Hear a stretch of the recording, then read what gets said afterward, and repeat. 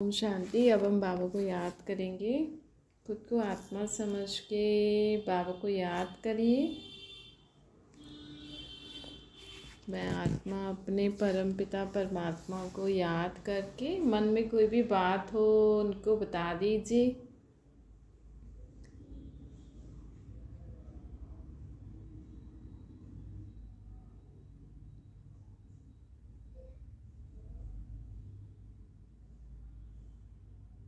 अब संकल्प करिए, मैं आत्मा शांत स्वरूप हूँ। मैं आत्मा प्रेम स्वरूप हूँ। मैं आत्मा आनंद स्वरूप हूँ। सर्वशक्ति स्वरूप हूँ। सर्व ज्ञान स्वरूप हूँ। सर्व गुणों से संपन्न हूँ।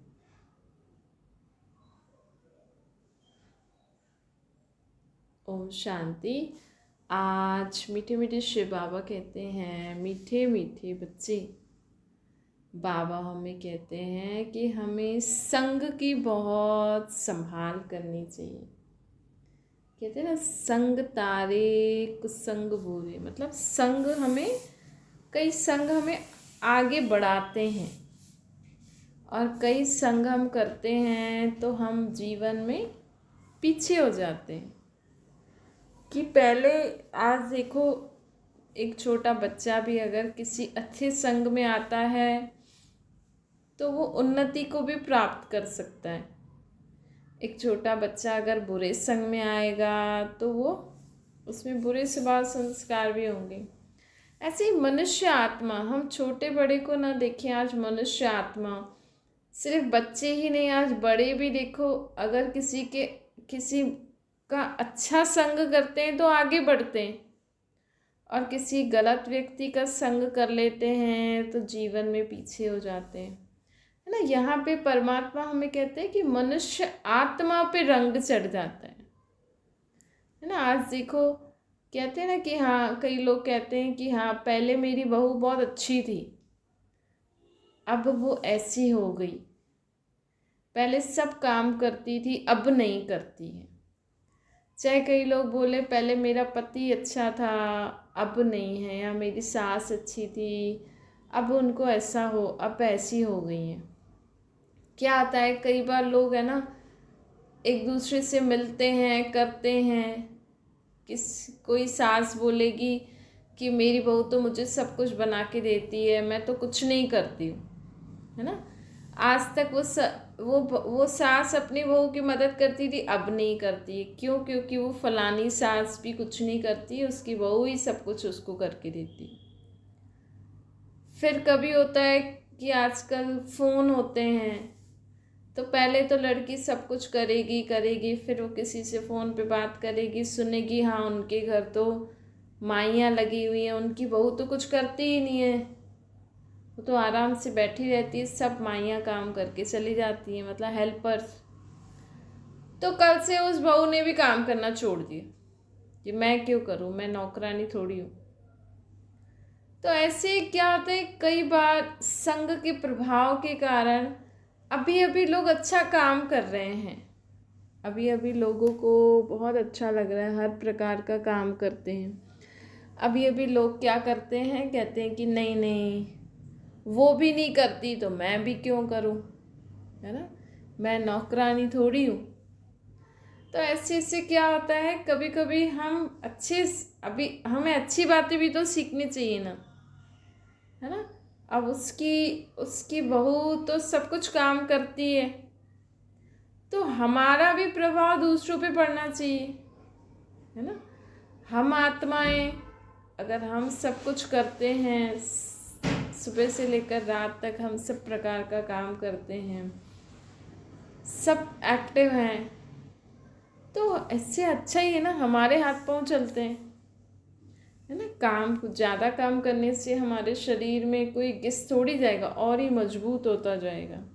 हाँ, जितना हो रहा है उतना करो, लेकिन कई लोग क्या होता है, कुछ इतना ही कर लेते हैं, कई बार होता है ना कि अपने नाम मान शान के लिए, दिखावे के लिए लोग करते रहते हैं, शरीर का ध्यान नहीं देते, खिलाना पिलाना सुलाना, सारा दिन काम काम काम, वो भी ठीक नहीं है ना, वो भी ठीक नहीं है। हमें अपने शरीर को भी देखना है ना, तो हमें अपने शरीर को भी देखना है। प्लस हम अगर ज़्यादा काम करेंगे तो हमारे कोई हाथ पाँव हड्डियाँ घिस थोड़ी जाएंगी। हाँ, आप अपना खान पान सोना करना उसका भी ध्यान रखो और काम करते जाओ, अच्छे काम करते जाओ, है ना। फलाने की सास फलाने की बहू ऐसे ऐसे भी तो करती है ना।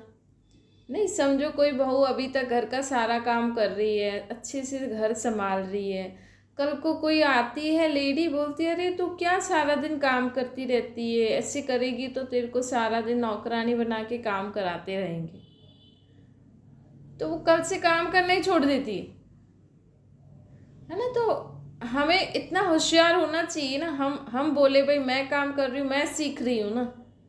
नहीं, घर चलाना भी तो सीखना एक काम है ना। लास्ट लोग बड़े उदास होकर बोलते कि मैं तो कुछ नहीं करती, मैं तो हाउस वाइफ हूँ। तो घर को चलाना, बच्चों को संभालना, सबको एक्टिवली और भी घर का काम करोगे तो आप ऑलराउंडर बन जाते हो, है ना। जो अच्छे से घर का काम करेगा वो बाहर की भी उसको जानकारी रहेगी, भाई सब्जियां कैसे मिल रही हैं, दालें कैसे मिल रही हैं, कितने लोगों के लिए कितना कितना लगाना पड़ता है ना। तो वो और होशियार हो जाएंगे ना कोई काम। और अगर ऐसे ही बैठे रहेंगे, आज लोगों को यही नहीं आता कि झाड़ू पोछा कैसे लगाते हैं, वो तो पता है, हमें तो पता नहीं, माई लगा के जाती है। किसी दिन माई नहीं आई तो झाड़ू लगा दो, पोछा रहने दो, है ना। जब हम घर का काम करेंगे सब प्रकार का, तभी तो हमें पता लगेगा ना कहाँ पे गंदगी कितने समय में आ जाती है, कैसे घर को साफ रखना चाहिए, है ना। ठीक है, कहाँ कहाँ किसी किसी को है सुविधा, है तो है, मैं अगर करती हूँ तो उसमें मैं भी तो एक्टिव हूँ ना, है ना। आज अगर कोई लड़की या कोई घर में कोई भी अगर खाना बनाता होगा तो उसको सब प्रकार की डिशेस बनाती होंगी, उसको पता होगा इतने लोगों के लिए इतना खाना डलता है, और ये इतना खाना खरीदने के लिए, इतना खाना बनाने के लिए क्या सामग्री चाहिए, उसके लिए कितने पैसे चाहिए। नहीं, एक्सपर्ट नहीं हो जाएंगे लोग। नहीं, उसकी बहू तो बोल के गई कि अरे तू क्या सारा दिन काम करती रहती है, तेरे को नौकरानी बना दी है इन्होंने, बस कल से काम करना बंद।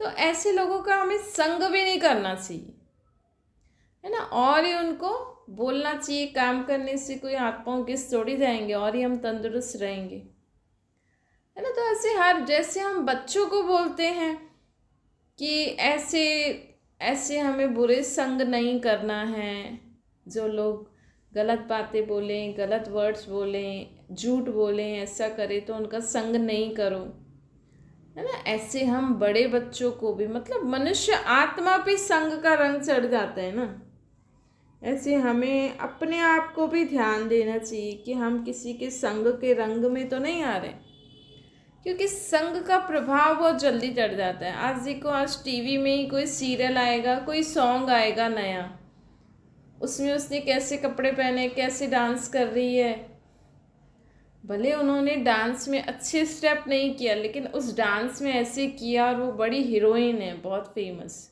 तो बस वैसे डांस करने लग जाएंगे, वैसे कपड़े पहनने लग जाएंगे, तो कितना जल्दी प्रभाव पड़ता है। अभी तक तो हमारे लिए अगर दुनिया में कोई फटे कपड़े पहन के जाता था तो लोग उसको क्या बोलते थे कि लगता है इसके पास कपड़े नहीं, अरे तेरे कपड़े फटे हुए। आजकल लोग जानबूझ के फटे हुए कपड़े पहनते हैं और क्या बोलते हैं, अरे ये आजकल का फैशन है, इनको पता नहीं है उस हीरोइन ने उस मूवी में उस सीरियल में ऐसा पहना है, ये आजकल का फैशन है। पहले तो ऐसे लोगों को गरीब बोलते थे, कपड़े नहीं हैं इनके पास, उनके लिए उल्टा सुल्टा बोलते थे। आज वही कपड़े, वही फटे हुए कपड़े लोग पहनते हैं और क्या बोलते हैं, ये आजकल का फैशन है। और घर में कोई उनको मना करे तो कहेंगे ये तो पुराने ज़माने के हैं, इनको तो आजकल का फैशन पता नहीं है।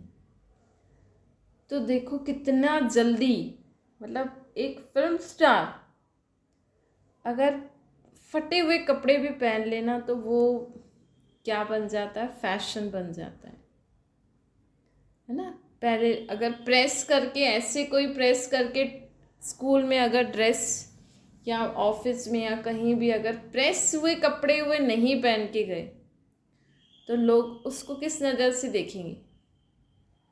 और यही दुनिया में आजकल है ना, बिना ऐसे गुंज गुंज गुंज ऐसे, जिसको क्रस्ट पता नहीं क्या क्या बोलते रहते हैं, वैसे कपड़े वो आजकल के फैशन है।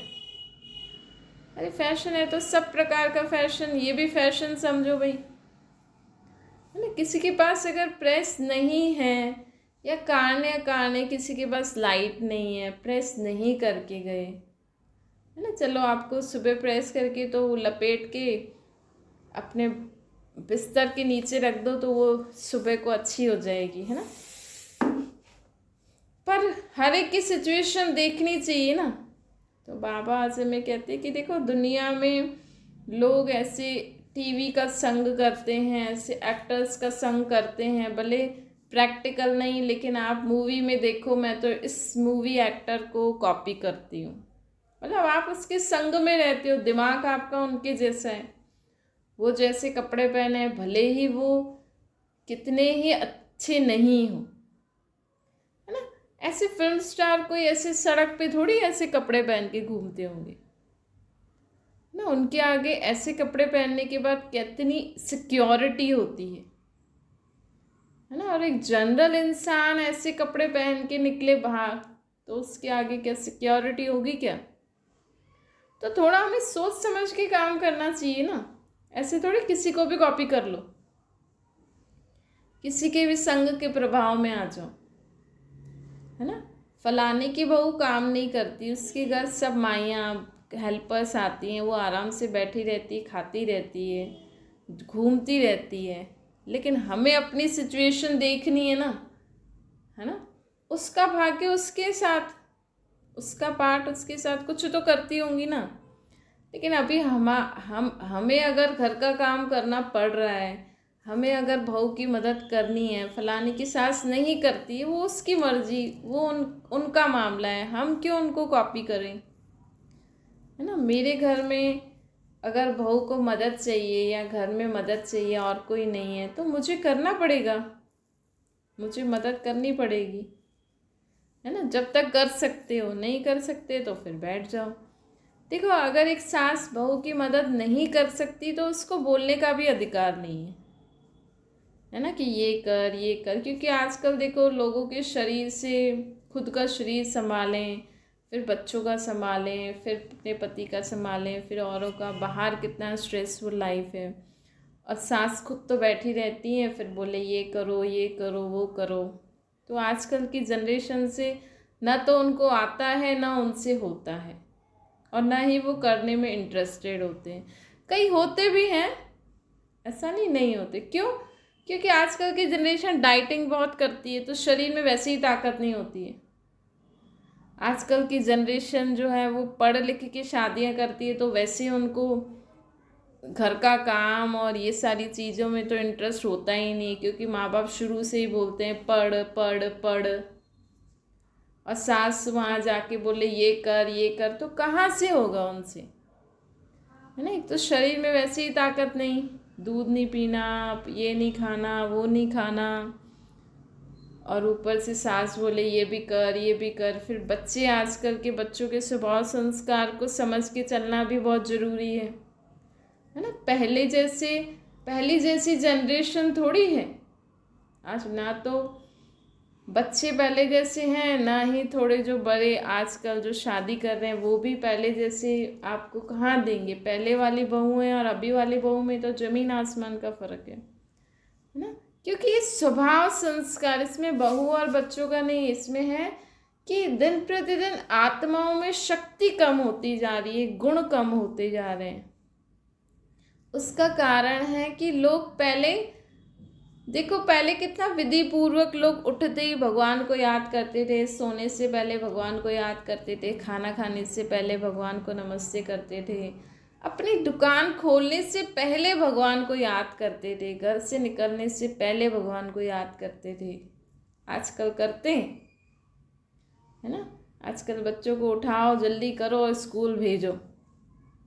माँ बाप भी बोलते जल्दी भेजो तो हम फ्री हो, है ना? आजकल उठते ही अलार्म उठाता है, व्हाट्सएप उठाता है, काय का भगवान, है ना?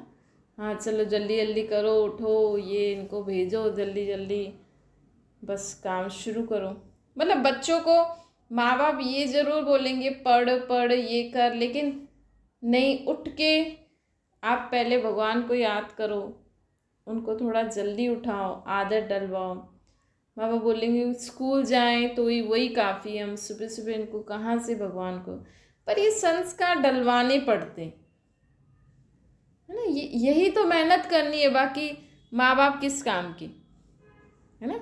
जैसे आप अपने बच्चों, क्योंकि माँ बाप के दिमाग में यही रहता है बच्चे पढ़े, तो आप अपने दिमाग में अगर रखो, अच्छा चलो सुबह नहीं, रात को सोने से पहले तो अगर विधि पूर्वक घर में सब बैठ के भगवान को याद करके फिर सोएं तो भी अच्छा। आज देखो घर में अगर कोई टीवी में प्रोग्राम होगा तो सब मिलके देखते हैं ना, तो वैसे ही दिन में एक बार आप सब मिलके इकट्ठे होके भगवान को याद करो। उससे क्या होता है कि हमारी आत्मा में वो जो अच्छे गुण होते हैं, अच्छी हमारे जीवन में अच्छी जो संस्कार होते हैं, स्वभाव होते हैं, शक्तियाँ होती हैं, वो भगवान से हम आत्माओं में मिलती हैं।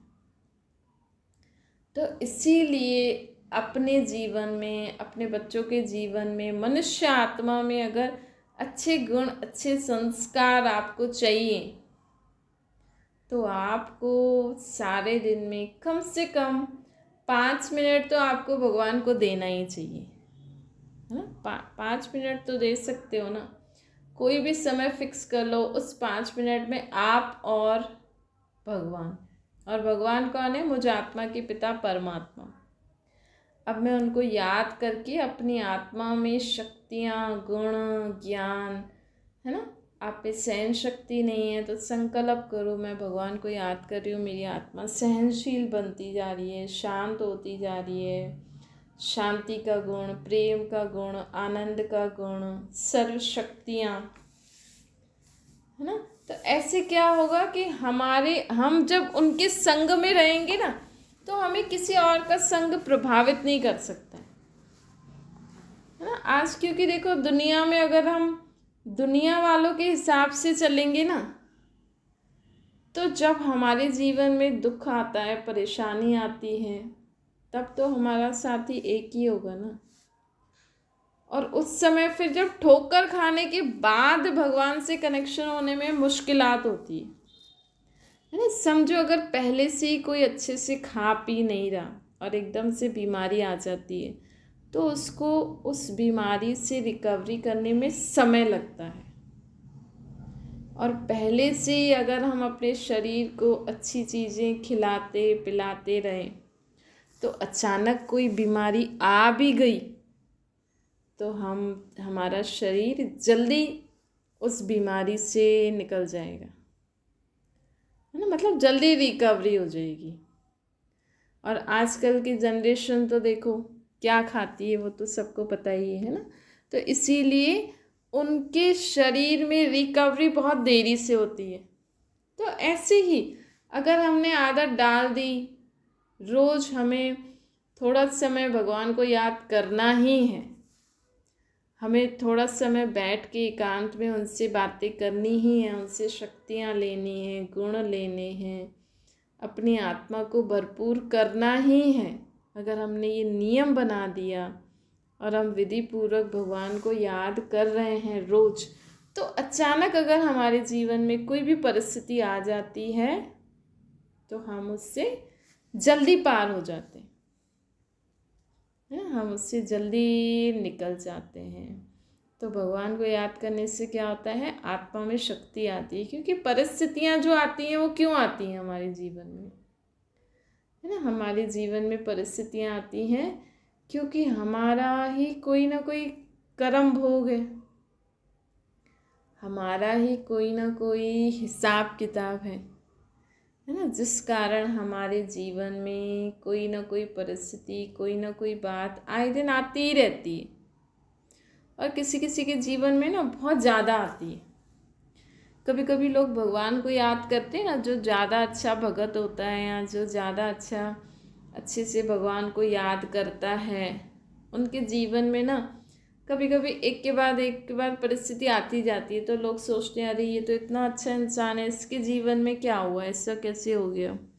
तो क्या होता है कि जितना हम भगवान को याद करते हैं ना, उतनी हमारी आत्मा शुद्ध होती रहती है, हमारी आत्मा में साफ सफाई होती रहती है। तो हमारी आत्मा में जो पाप कर्म किए हुए हैं हमारी आत्मा ने पिछले जन्मों में जो पाप कर्म किए हुए हैं, तो वो जल्दी जल्दी साफ होते रहते हैं। तो उसके कारण हमारे जीवन में वो हिसाब किताब चुकतू करने के लिए वो परिस्थितियाँ आती रहती हैं, है ना। तो मतलब हमारे जीवन में परेशानियाँ ज़्यादा आ रही हैं, दुख आ रहे हैं, मतलब हम जो भगवान को याद कर रहे हैं वो दिल से कर रहे हैं, इसलिए हमारी आत्मा स्वच्छ होती जा रही है।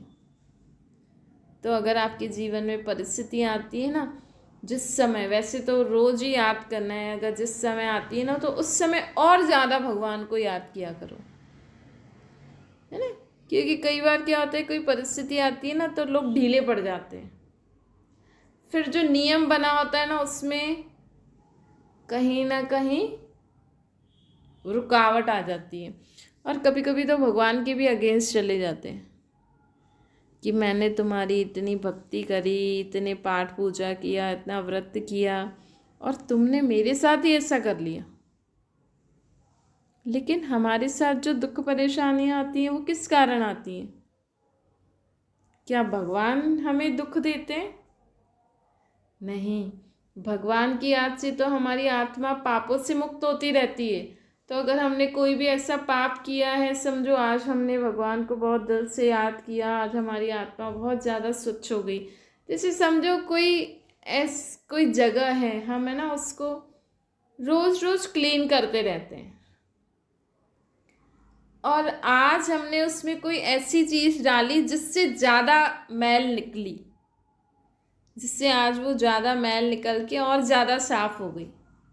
भाई अभी तक तो हम उसको पानी से धो रहे थे, फिर हमने सरफ से धोया, फिर हमने जब उसमें बेकिंग सोडा या नींबू रगड़ा तो और ज़्यादा मैल निकल गई, है ना। तो ऐसे ही फिर वो और ज़्यादा साफ़ हो जाएगा ना वो बर्तन या वो जगह। तो ऐसे ही हम जब आत्मा परमात्मा को जितना दिल से याद करते रहते ना, उतना हमारी आत्मा शुद्ध होती जाती है, हमारी आत्मा के जन्म जन्मांतर के पाप धुलते धुलते जाते हैं। तो कभी कभी हम बहुत ज़्यादा अच्छे से याद करते हैं ना, तो हमारी आत्मा में जो कोई ऐसा पाप किया होता है, किसी से कोई ऐसा कड़ा हिसाब किताब होता है, तो उसको उसकी मैल निकलना शुरू हो जाती है। और अगर हमने उस समय भगवान को याद नहीं किया और हमने छोड़ दिया, है ना, समझो उसकी मैल जो निकल रही है, मतलब वो जो दुख, वो जो पाप की धुलाई हो रही है, तो हमारे जीवन में भी कुछ न कुछ, कभी बीमारी आएगी, कभी क्या आएगी, कोई ऐसी परिस्थिति आएगी। और अभी भगवान की याद से मैं आत्मा साफ हो ही रही हूँ, और कोई ऐसी परिस्थिति आ गई साफ सफाई करते समय, मतलब कोई भी ऐसा हिसाब किताब आ गया और मैंने अगर भगवान पे विश्वास करना छोड़ दिया, तो मेरी आत्मा आधी धुली हुई रह जाएगी। इसीलिए हमें भगवान को जो हम याद करते हैं ना, वो करते रहना चाहिए, चाहे दुखों का पहाड़ ही क्यों ना गिर जाए। समझो मेरी आत्मा आज जिस दिन ज़्यादा दुख हुआ, उस दिन सोचो अरे वाह, आज तो मेरे को बहुत हल्का लग रहा है, कोई जीवन का कोई बड़ा हिसाब किताब मेरा चुकतो हो गया है। चलो फिर से भगवान को याद करते हैं। मतलब मुझे ये शरीर छोड़ने से पहले अपनी आत्मा को एकदम शुद्ध करना है ना। मुझे सजा खा के शरीर नहीं छोड़ना है, क्योंकि अंत में जब हम शरीर छोड़ेंगे, है ना, तो हमारी आत्मा को शुद्ध होना ही पड़ेगा पूरा कंप्लीट, ऊपर जाने से पहले। अंत में जब सभी आत्माएं जाएंगी तो उस समय धर्मराजपुरी में मैं सज़ा न खाऊं, इससे अच्छा तो अभी ही जो भी मैंने पाप किए हैं वो जल्दी जल्दी सब चुकते हो जाए, मेरी आत्मा एकदम शुद्ध बेदाग हीरा बन जाए, है ना, शुद्ध एकदम बेदाग हीरा बन जाए। तो एकदम कोई पाप का दाग, कोई बुरे स्वभाव संस्कार का दाग, कोई अवगुण का दाग नहीं रहना चाहिए, है ना। एकदम साफ शुद्ध आत्मा, चमकता हुआ डायमंड, सितारा। बाबा तो कहते हैं मेरी आत्माएं जो मुझे याद करती हैं वो तो कोहिनूर से भी ज़्यादा चमक सकती है, उनमें कोहिनूर से भी ज़्यादा रोशनी आ सकती है अगर वो मुझे विधि पूर्वक याद करके अपनी आत्मा को सब दागों से मुक्त कर दे, सभी प्रकार के दागों से मुक्त कर दे। तो हमें ऐसा बेदाग हीरा बनना है, उसके लिए हमें बाबा को अच्छे से याद करना है। अच्छा, मीठी मीठी सी किलते बच्चों प्रति माता पिता बाप दादा का याद प्यार और गुड मॉर्निंग। रूहानी बाप की हम सभी रूहानी बच्चों को नमस्ते। हमारी भी रूहानी माता पिता बाप दादा को याद प्यार गुड मॉर्निंग और नमस्ते। बाबा को याद करिए,